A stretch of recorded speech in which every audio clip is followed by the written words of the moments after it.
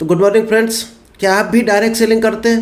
लेकिन अगर अभी तक आपने प्लान दिखाना नहीं सीखा या प्लान दिखाने की क्या टेक्निक होती है, किस तरह से प्लान दिखाएं जिससे रिजल्ट आने का चांस ज़्यादा हो, यानी सेल्स क्लोज का चांस ज़्यादा बढ़ जाए, इस तरह से प्लान दिखाओ।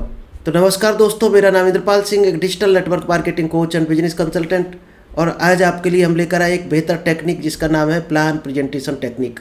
लेकिन ये टेक्निक रहेगी जो आज दिखाने वाले हम 1-to-1 में ही ये इफेक्टिव रहेगी। तो हम इस प्रोग्राम को स्टार्ट करें इससे पहले अगर अभी तक आपने यूट्यूब चैनल को सब्सक्राइब नहीं किया है तो इस चैनल को ज़रूर सब्सक्राइब कर लें, क्योंकि यूट्यूब चैनल के थ्रू ही आप एक अच्छे लीडर बन सकते हैं अगर सभी प्रोग्राम को पूरा देखा और इम्प्लीमेंट किया तो। इसके अलावा कोई आपकी क्वेरी हो तो आप कमेंट्स बॉक्स में लिख कर बता सकते हैं कि किस पर आपको आगे ट्रेनिंग चाहिए, किस सब्जेक्ट पर चाहिए, कौन सा आपका क्राइटेरिया वीक है, तो हम उसी पर आगे ट्रेनिंग आपको बना कर देंगे। चलिए, तो विदाउट डिले हम आपको प्लान शेयर करते हैं। चलिए, आज की जो बेहतर टेक्निक है इस प्रोग्राम का नाम है how to show the plan, कि अपने लोगों को, अपने नई टीम को कैसे प्लान दिखाएं। क्योंकि ये टेक्निक आपने सीख ली तो शायद है फिर आप रिजल्ट देखना आपका ज़्यादा बढ़ जाएगा। प्लान शो के क्या पार्ट होते हैं? नॉर्मली ये लगभग 40 से 45 मिनट का होता है प्लान प्रेजेंटेशन। तो क्या क्या पार्ट होते हैं? सबसे पहला दोस्त जो पार्ट होता है माइंडसेट, क्योंकि इंट्रोडक्शन की तो जरूरत नहीं है, गुड मॉर्निंग हाय हेलो की सफिशिएंट है। आप लोग पहले से जानते हैं एक दूसरे को। अगर आप किसी को प्लान दिखाने गए हो किसी के थ्रू और वो आदमी आपको नहीं जानता है तो आप इंट्रोडक्शन दे सकते हो, थोड़ा बहुत शॉर्ट में दे सकते हो, 1 मिनट के 30 सेकंड के अंदर, कि मेरा नाम इंद्रपाल सिंह और मैं डिजिटल नेटवर्क मार्केटिंग में इतने साल से काम कर रहा हूँ और आज कोशिश करता हूँ कुछ इस क्षेत्र का बिजनेस प्लान समझाने की। तो सबसे पहले शुरुआत कैसे करेंगे दोस्त? जो शुरुआत के 5 मिनट होते हैं, जब भी आप अनजान आदमी से या जान पहचान के आदमी से मिलते हो तो 5 मिनट सबसे ज़्यादा इंपॉर्टेंट होते हैं। 5 मिनट का जो रोल है शुरुआत का, वही दोस्त पूरा कहानी पलट देता है, यानी कि first impression is the last impression. 5 minute में आप क्या कारनामा कर पाए उतने ही तरीके से वो सुनेगा, वैसा ही रिजल्ट आएगा। तो सबसे इम्पोर्टेंट है ये 5 मिनट, इस पर पूरा ध्यान देना है, जो हमने रेड कलर से इसीलिए लिखा है। ये वेरी इंपॉर्टेंट पार्ट है माइंड सेट। सेकेंड पार्ट होता है इन्फॉर्मेटिव, जिसमें आपको अपनी कंपनी के बारे में बताना होता है। तो वो सब आपकी अलग अलग डिफरेंट कंपनी है, आपका जो भी प्लान हो उसको आप वहाँ बता सकते हो। इसके बाद लास्ट में 5 मिनट में क्या होता है? फॉलोअप। उसमें आपका 5 मिनट लग सकता है, 15 मिनट भी लग सकता है, वो डिपेंड है प्रॉस्पेक्ट के ऊपर।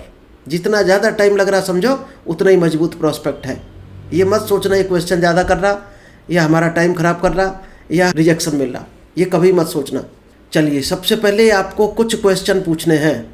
क्या क्वेश्चन पूछोगे? जैसे ही आप उसके पास पहुंचोगे हाय हेलो की, तो आपको क्या क्वेश्चन पूछने हैं। ये क्वेश्चन अगर आपने पूछ लिए तो शायद है फिर आप देखना क्या वो आपके साथ कनेक्ट हो जाएगा, आपकी बात सुनने के लिए तैयार हो जाएगा, यानी उसका माइंड तैयार करना है। क्या पूछोगे? जैसे अभी मान लीजिएगा हम बोलते हैं हेलो वरुण जी, क्या मैं जान सकता हूँ आप जॉब करते हैं या बिजनेस? मतलब परमिशन ले लेकर बात करनी है।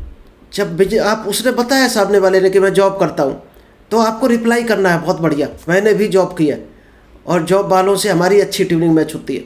तुरंत अगला क्वेश्चन पूछना है, क्या मैं जान सकता हूँ आप गवर्नमेंट जॉब में हैं या प्राइवेट जॉब में? जो कुछ रिप्लाई आए बहुत बढ़िया। आप किस सेक्टर में हैं तो वो बताएगा, बैंकिंग में, बिजली विभाग में, जो भी होगा वो बताएगा। प्राइवेट में होगा तो प्राइवेट में बताएगा, फर्टिलाइजर सेक्टर या FMCG रिटेल जो भी बताएगा। तब भी आपको बोलना है बहुत बढ़िया, अच्छा फलानी बैंक में हो आप, अच्छा उस ब्रांच में होंगे। अगर होगा तो अच्छी बात है, नहीं होगा तो बताएगा नहीं उसमें नहीं, हम फलानी ब्रांच में, अच्छा उस ब्रांच में मुझे अक्सर काम पड़ता रहता है, इसका मतलब हमें आपसे कुछ ना कुछ हेल्प मिल जाया करेगी आगे से। ये बोलना है उसको एक अपर लेवल पर खड़ा करने के लिए। क्या मैं जान सकता हूँ, क्या मैं जान सकता हूँ, क्या मैं जान सकता हूँ। दोस्त ये शब्द रट लेना, ये बोल बोल कर उसके बारे में सब कुछ जान लेना है और उसको आभास भी नहीं होगा कब आपने सारी चीज़ें उससे निकाल ली, क्योंकि आपको जानना ही तो है सब कुछ। जब तक आप जानोगे नहीं उसको क्या सैलरी मिलती, तब तक शायद वो आप आइडिया नहीं लगा सकते कि ये आदमी क्या करने वाला है। ये शब्द बोलकर आप जब सब कुछ जान गए उसके बारे में, तो आप उसी हिसाब से फिर प्लान को डाइवर्ट कर सकते हो, प्लान को दिखा सकते हो। इन बातों से क्या होगा? क्या मैं जान सकता हूँ, क्या मैं जान सकता हूँ, उससे क्वेश्चन पूछ पूछ के क्या होगा? आप उसका प्रोफेशन के बारे में जान गए, उसके इनकम के बारे में जान गए, उसके परिवार के बारे में जान गए, उसके घर वालों की इनकम क्या है, पेरेंट की इनकम क्या है, शायद है सारी कहानी आप जान जाओगे। तो आप ये अंदाज लगा सकते हो कि इस बिजनेस की इसको कितनी ज़रूरत है, क्योंकि जितनी ज़रूरत है उतनी ध्यान से वो सुनेगा। तो आपको ज़रूरत है या तो बड़ा करना है उसकी, उसकी ज़रूरत को बड़ा करना है।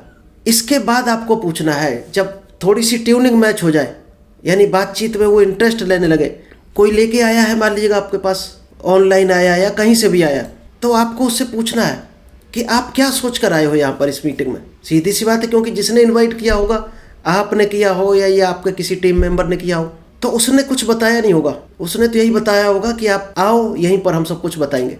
तो उसी से पूछ दो कि आप क्या सोच कर आए। इससे क्या पता चलेगी, उसकी सोच पता चलेगी। उसके माइंड में कुछ कैलकुलेशन चल रहा होगा, वो निकाल कर सामने रख देगा। क्या आंसर आ सकता है? कहेगा मैं तो कुछ भी सोच कर नहीं आया, ये बोल सकता है। या ये बोल सकता है कि इन्होंने बोला था कि कोई बिजनेस अपॉर्चुनिटी है, इसलिए मैं देखने चला आया।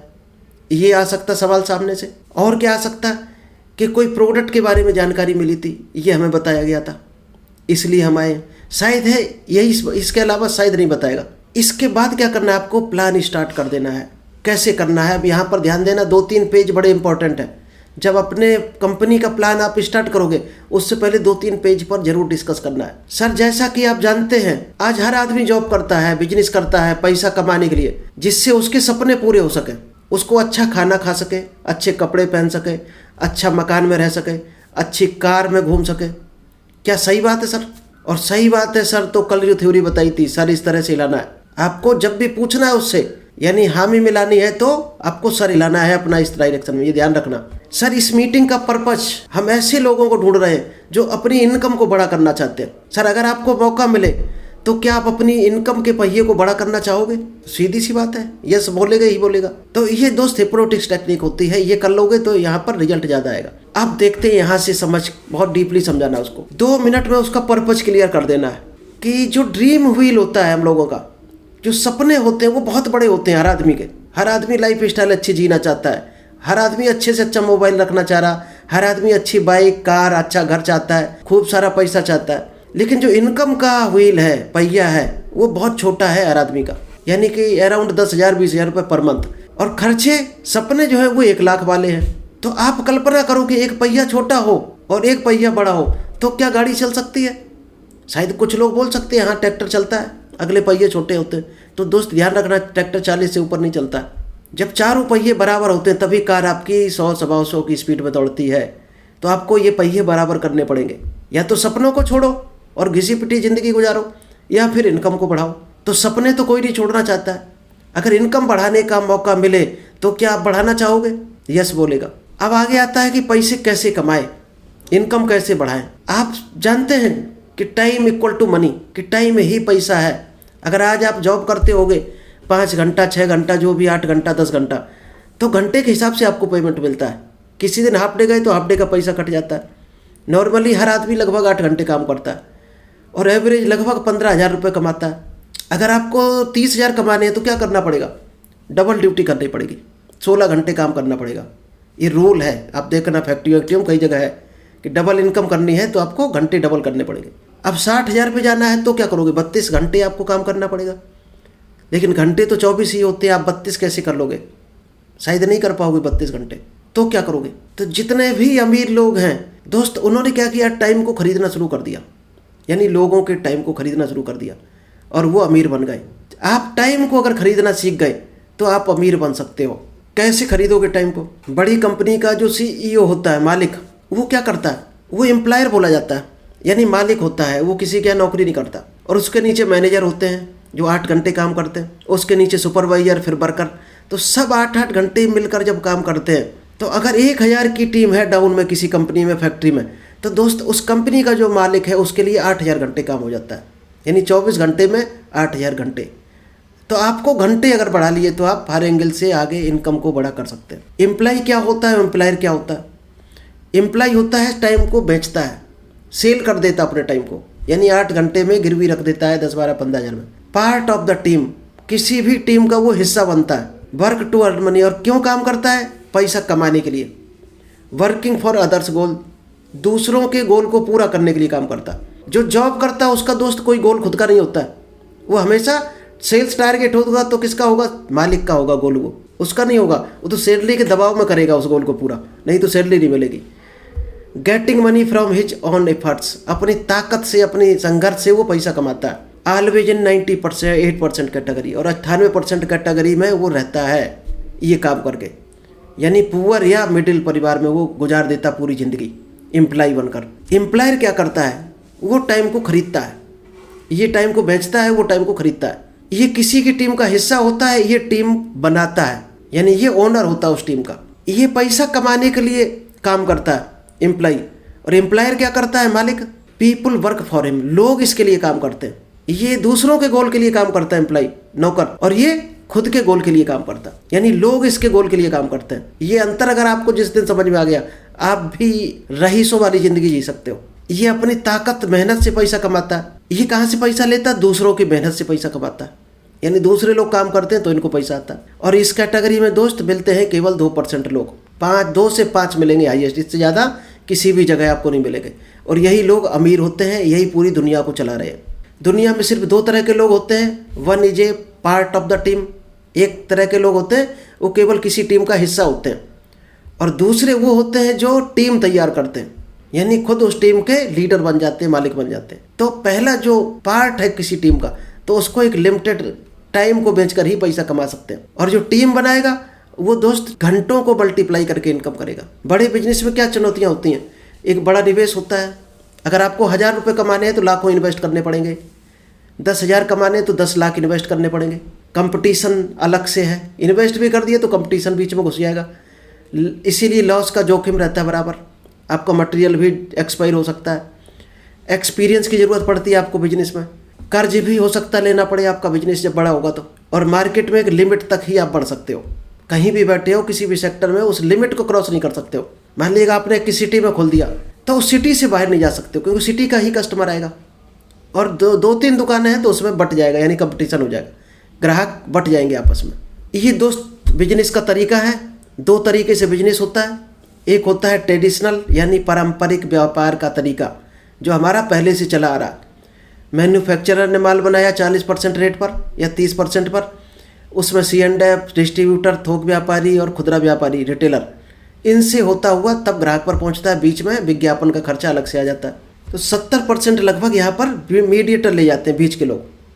अब डायरेक्ट सेलिंग में क्या होता है, मैन्युफैक्चरर ने माल बनाया, उतनी रुपए लागत यहाँ भी आई बनाने की, लेकिन यहाँ पर कोई मीडिएटर नहीं रहेगा, कोई C&F एजेंट नहीं रहेगा, कोई डिस्ट्रीब्यूटर नहीं, कोई थोक व्यापारी नहीं, कोई खुदरा व्यापारी नहीं। तो माल कैसे जाता है, सीधा मैन्युफैक्चर यानी कंपनी से सीधा पहुँचता है पब्लिक के पास यानी कंज्यूमर के पास। तो जो बीच का मार्जिन है वही दोस्त टीम में बांट दिया जाता है, जो भी इस बिजनेस को करता है या रिकमेंड करता है बिजनेस को। इसके बाद आप क्या करना है, अपनी कंपनी का जो भी प्लान हो, कंपनी के बारे में थोड़ा डिटेल बताओ, 1 पेज में, 1-2 पेज में। फिर आप अपने प्रोडक्ट के बारे में बताओ, फिर अपना प्लान का कैलकुलेशन समझाना है। आपका कंपनी का जो भी डिटेल हो वो यहाँ पर रख देना है। 15 मिनट, 10 मिनट, 20 मिनट जो भी लगने वाला हो वहाँ पर आपको लगा देना है। फिर आपको क्या करना है, लास्ट में जब पूरा प्लान दिखा चुके होगे तो लास्ट में क्या करना है, आपको ज्वाइनिंग के लिए उसको बोलना है। तब आएंगे क्वेश्चन, वहाँ से ऑब्जेक्शन, जिसको बोला जाता है ऑब्जेक्शन हैंडलिंग या फॉलो अप। सबसे इंपॉर्टेंट गेम यहाँ छुपा होता है। शुरुआत के 5 मिनट और आखिरी के ये 5 से 10 मिनट सबसे महत्वपूर्ण रोल है। कंपनी कोई भी हो आपकी, ये आपको काम करने ही पड़ेंगे। क्या क्वेश्चन आ सकता है, मेरे पास पैसे नहीं है सर, अगर ये प्रॉब्लम आपकी सॉल्व हो जाए तो आपको ज्वाइन करने में कोई दिक्कत नहीं है ना, शायद है यही बोलेगा, फिर कोई प्रॉब्लम नहीं। इसका मतलब क्या है, अगर ये क्वेश्चन आपने कर दिया, इसका मतलब दूसरे क्वेश्चन वो फिर नहीं कर पाएगा, आपने बैरियर लगा दिया। और इस क्वेश्चन, इस ऑब्जेक्शन को आप हैंडल कर देना है। पैसे नहीं है, जो आपको हमने बता चुके ऑलरेडी। कैसा लगता है जब पैसे नहीं होते हैं, जिसके पास पैसे नहीं होते उसको बोलते हैं सर गरीबी। क्या आप चाहते हैं पूरी ज़िंदगी आपकी गरीबी में गुजरे? क्या आप नहीं चाहते आपके बच्चे अच्छे स्कूल में पढ़ें?